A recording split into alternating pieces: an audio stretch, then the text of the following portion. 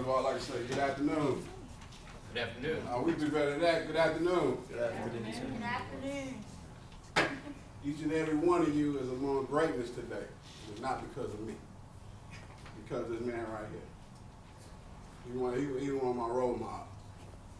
You know, every time I'm in his presence, you know, I get something. It's like the Spirit speaks through him.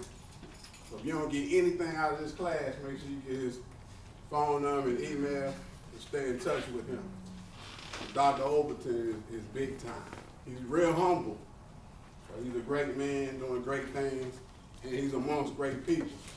So everyone in his company, what do? They elevate. So get to know him. If you don't do anything else, get to know him. Because every time I see him, I'm automatically shaking his hand, saying, how you doing? Any way I can help you? I even sat down with him one day just to learn from him. And the greatest thing was he was trying to learn from me. You know, he has a PhD, he's a doctor. Because to me, PhD means something different. PhD to me means please help Derek. So, you see what I mean? See how diverse it is? So, does everyone have a flyer? You don't have it.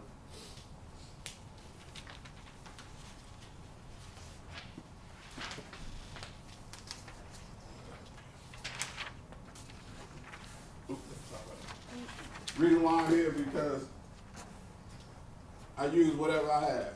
Whatever I have. If it's just a little bit, I turn it into a lot. If it's nothing, I turn it into something.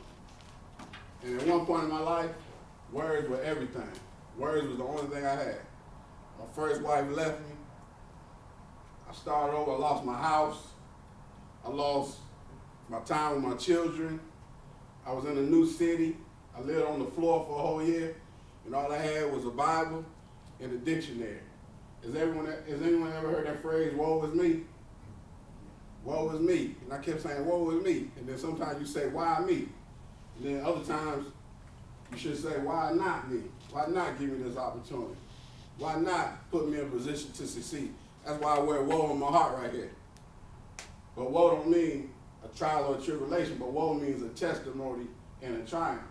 Because while I was sitting on that same floor, I heard this voice say, no longer is it a negative. It's now time for this to be a positive.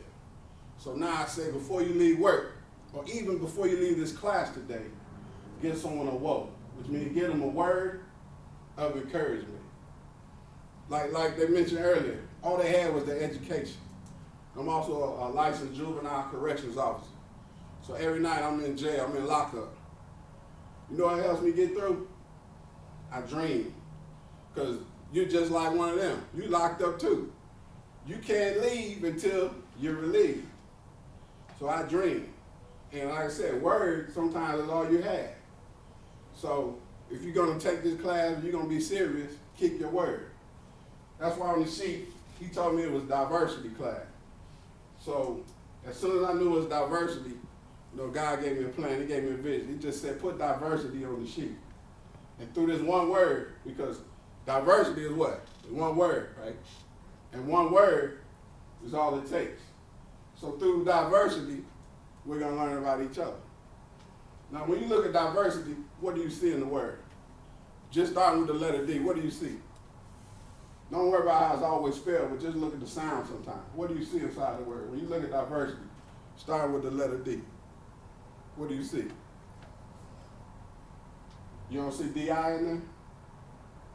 In the word diversity.